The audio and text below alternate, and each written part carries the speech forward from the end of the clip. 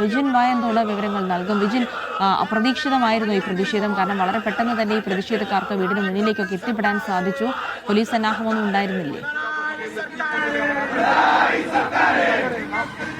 ജിൽസി, തീർച്ചയായും അപ്രതീക്ഷിതമായ ഒരു പ്രതിഷേധമായിരുന്നു. ഒരു പോലീസ് ഉദ്യോഗസ്ഥൻ പോലും ഈ മാർച്ച് തടയാനായി, പ്രതിഷേധ മാർച്ച് തടയാനായി ഇവിടെ ഉണ്ടായിരുന്നില്ല. എന്തായാലും യൂത്ത് കോൺഗ്രസ് പ്രവർത്തകർ 7:30 മന്ത്രിയുടെ ഔദ്യോഗിക വസതിയിലേക്ക് എത്തും പ്രതിഷേധവുമായി എന്നറിയിച്ചു.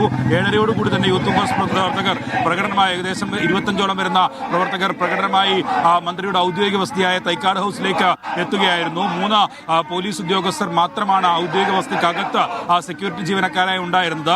അവരെ മറികടന്ന് ഗേറ്റ് തള്ളി തുറന്ന പ്രവർത്തകർ ഔദ്യോഗിക വസതിയിലേക്ക് കടക്കുകയായിരുന്നു, ഓടിയെടുക്കുകയായിരുന്നു. അതിനുശേഷം വീണ്ടും വലിയ തരത്തിലുള്ള പ്രതിഷേധമാണ് അകത്തും ഉണ്ടായത്. വീട്ടിലേക്ക് കയറിയ പ്രവർത്തകർ വീട്ടിന് മുന്നിലെ വാതിലിന് മുകളിൽ റീത്ത് വയ്ക്കുകയായിരുന്നു. മരണവ്യാപാരിയാണ് മന്ത്രി എന്നുള്ളതാണ് ഇവരുടെ പ്രതിഷേധത്തിന്റെ പ്രധാനമായ മുദ്രാവാക്യം. എന്തായാലും പല ആശുപത്രികളിലും ശസ്ത്രക്രിയയ്ക്ക് ശേഷം ഉണ്ടാകുന്ന പിഴവുകൾ, ഒപ്പം തന്നെ ശസ്ത്രക്രിയ ഉപകരണങ്ങൾ ഉൾപ്പെടെ ശരീരത്തിൽ വെച്ച് തുന്നിച്ചേർക്കുന്ന സാഹചര്യമൊക്കെ ഉണ്ടാവുകയും അത് വലിയ പ്രതിഷേധത്തിലേക്ക് മാറുകയും ഒക്കെ ചെയ്ത സാഹചര്യത്തിലാണ് നിലവിൽ എന്തായാലും യൂത്ത് കോൺഗ്രസിന്റെ ഇന്നത്തെ പ്രതിഷേധം എന്ന് പറയുന്നത്. ഏകദേശം 10-25ഓളം വരുന്ന പ്രവർത്തകരാണ് മന്ത്രി വീണ ജോർജിന്റെ ഔദ്യോഗിക വസതിയിലേക്ക് ഓടിയെത്തിയത്. വലിയ തരത്തിലുള്ള പ്രതിഷേധം, ഒരുപക്ഷെ ഈ അടുത്ത കാലത്ത് ഒന്നും കണ്ടിട്ടില്ലാത്ത സ്പെഷ്യൽ ബ്രാഞ്ചിനെ ഉൾപ്പെടെ നിഷ്പ്രഭരാക്കുന്ന തരത്തിലുള്ള പ്രതിഷേധം തന്നെയാണ് നിലവിൽ യൂത്ത് കോൺഗ്രസിന്റെ ഭാഗത്തിന് ഇപ്പോൾ ഉണ്ടായിട്ടുള്ളത് എന്ന കാര്യത്തിൽ സംശയമില്ല. എന്തായാലും ഇപ്പോൾ യൂത്ത് കോൺഗ്രസ് നേതാക്കൾ സംസാരിക്കുകയാണ്.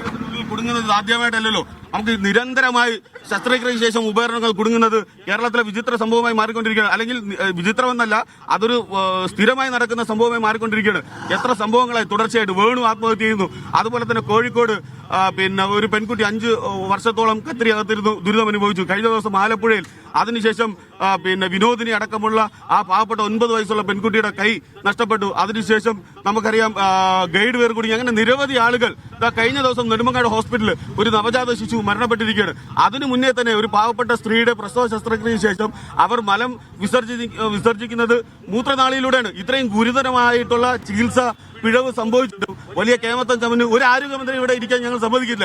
ഇനിയെങ്കിലും അത് അവരുടെ ഉത്തരവാദിത്തമാണ്, അവരുടെ വീഴ്ചയാണ് എന്ന് സ്വയം സമ്മതിച്ചുകൊണ്ട് അവർ രാജിവെച്ച് പോകണമെന്നാണ് യൂത്ത് കോൺഗ്രസ് ആവശ്യപ്പെടുന്നത്. എങ്ങനെയാണ് ഒരു ആരോഗ്യമന്ത്രിക്ക് ഇങ്ങനെ കടിച്ചു നിൽക്കാൻ കഴിയുന്നത്? എത്ര അഹങ്കാരമാണ് അവരുടെ ഭാഷയിലുള്ളത്! എത്ര ധിക്കാരത്തോടു കൂടിയാണ് യൂത്ത് കോൺഗ്രസ് സമരങ്ങളെ അവർ കാണുന്നത്! അവർ പറയുന്നതോറും എല്ലാം റിപ്പോർട്ടുകൾ തേടുന്നുണ്ട്, നടപടി എടുക്കുന്നു എന്ന് പറയുന്നതോറും ഓരോ ദിവസം കഴിയുന്നതോറും ഓരോ കുട്ടികൾ അല്ലെങ്കിൽ ഓരോ ആളുകൾ മരിച്ചുകൊണ്ടിരിക്കുകയാണ്. ഇതെന്ത് ആരോഗ്യ വകുപ്പാണ്? അവർ കാലന്റെ ആരോഗ്യ വകുപ്പായി മാറിക്കൊണ്ടിരിക്കുകയല്ലേ? എത്ര മനുഷ്യജീവൻ ഈ ആരോഗ്യ വകുപ്പ് എടുത്തു? ഇനി എന്ത് മറുപടിയാണ് പറയാനുള്ളത്? ഈ മന്ത്രി അടിയന്തരമായി രാജിവെക്കണം. ഇനി ഒരു മനുഷ്യജീവൻ നഷ്ടപ്പെടാൻ പാടില്ല. ആശുപത്രിയിൽ പോയി കെട്ടിടം ഇടിഞ്ഞു വീണ ആളുകൾ മരിക്കുകയാണ്. അങ്ങനെ ജീവൻ രക്ഷിക്കേണ്ട ആശുപത്രി ആളുകളുടെ ജീവൻ എടുത്താൽ യൂത്ത് കോൺഗ്രസ് എന്ത് ചെയ്യണം? സമരം തന്നെ ചെയ്യും. ഇവിടെ കരിങ്കൊടിക്കെതിരെ വലിയ സംസാരിച്ചതുകൊണ്ടാണ് ഇവിടെ മന്ത്രിയുടെ മുന്നിൽ കരിങ്കൊടി കെട്ടിയതും ഇവിടെ റീത്ത് വെക്കാനുള്ള കാരണമുണ്ടായതും. എന്തുകൊണ്ട് ഇവിടെ റീത്ത് വെച്ചൂടാ? ആശുപത്രി ആളുകളെ കൊല്ലുന്ന ഒരു സ്ഥാപനമായി മാറുമ്പോൾ ഈ മന്ത്രിയുടെ വസതി, ആരോഗ്യമന്ത്രിയുടെ വസതി എന്ന് പറയുന്നത് മരണ വീടായി മാറിയിരിക്കുകയാണ് ഇല്ലേ? അതുകൊണ്ടാണ് ഇവിടെ റീത്ത് വയ്ക്കുന്നത്. ഇത്രയും ആളുകളെ കൊല്ലുമ്പോൾ നമ്മൾ നോക്കിക്കൊണ്ടിരിക്കണമെന്നാണ് പറയുന്നത്. ശക്തമായ സമരവുമായി യൂത്ത് കോൺഗ്രസ്. മന്ത്രിയുടെ വിശദീകരണമൊന്നും നിങ്ങൾ തൃപ്തരല്ല? അല്ല, മന്ത്രി എല്ലാ ദിവസവും ഓരോ അപകടം സംഭവിക്കുമ്പോഴും, ഓരോ മനുഷ്യന്റെ ജീവൻ നഷ്ടപ്പെടുമ്പോഴും, ഓരോ അവയവങ്ങൾ അറുത്തു മാറ്റുമ്പോഴും മന്ത്രി ഇതുപോലെ പതിവായി പ്രതികരണം നടത്തുന്നതല്ലാതെ ഒരു നടപടി സ്വീകരിക്കുന്നില്ല. ഞാൻ ചോദിക്കട്ടെ, 100 കണക്കിന് ചികിത്സാ പിഴവ് ഉണ്ടായിട്ടുണ്ടല്ലോ. എത്ര ഡോക്ടർക്കെതിരെ നടപടി എടുത്തിട്ടുണ്ട്? എത്ര പേർക്കെതിരെ നടപടി എടുത്തിട്ടുണ്ട്? ഈ 5 വർഷം മുമ്പ് ഹർഷിന എന്ന് പറയുന്ന കോഴിക്കോടുള്ള പാവപ്പെട്ട യുവതിയുടെ വയറ്റിൽ കത്രിക കുടുങ്ങിയതിനു ശേഷം നടപടി സ്വീകരിച്ചിരുന്നുവെങ്കിൽ ഇനി ഇങ്ങനെ ഒരു സംഭവം ഉണ്ടാകില്ലായിരുന്നു. ഹാരിസ് ചിറക്കൽ അടക്കമുള്ള ഡോക്ടർമാർ, ഈ വകുപ്പിന്റെ കീഴിൽ ജോലി ചെയ്യുന്ന ഹാരിസ് ചിറക്കൽ എന്താണ് പറയുന്നത്? ഒരു പേപ്പർ മേടിക്കാൻ പോലും ഗതിയില്ലാത്ത വകുപ്പായി ആരോഗ്യവകുപ്പ് മാറി എന്നല്ലേ പറയുന്നത്? സ്വന്തം ഡോക്ടറിന്റെ കീഴിലുള്ള ജീവനക്കാരനാണ് പറയുന്നത്. അപ്പോൾ ഇത്രയും ഗുരുതരമായി കേരളത്തിന്റെ ചരിത്രത്തിൽ ഇതുവരെ ഇത്രയധികം ആരോഗ്യ അല്ലെങ്കിൽ ചികിത്സാ പിഴവ് ഉണ്ടായ ഒരു കാലഘട്ടം ഉണ്ടായിട്ടില്ല. അതുകൊണ്ടാണ് ഈ മന്ത്രി ഇവിടെ ഇരിക്കാൻ അർഹതയല്ല എന്ന് പറയുന്നത്.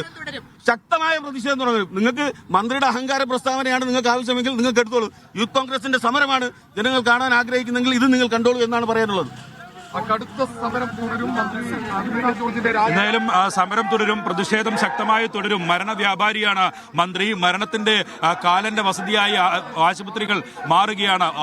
ഒന്നും രണ്ടും സംഭവമല്ല ഉണ്ടാകുന്നത്. പല തരത്തിൽ ഇടവിട്ട് ഓരോ സംഭവങ്ങൾ ഉണ്ടാകുമ്പോഴും ഒന്നും ചെയ്യാതെ വെറും നടപടികൾ മാത്രം സ്വീകരിച്ച് പോവുകയാണ് മന്ത്രി ചെയ്യുന്നത്. എന്തായാലും മന്ത്രിക്കെതിരായ പ്രതിഷേധം തുടരും എന്നുള്ളതാണ് യൂത്ത് കോൺഗ്രസ് പ്രവർത്തകർ ഇപ്പോൾ വ്യക്തമാക്കുന്നത്.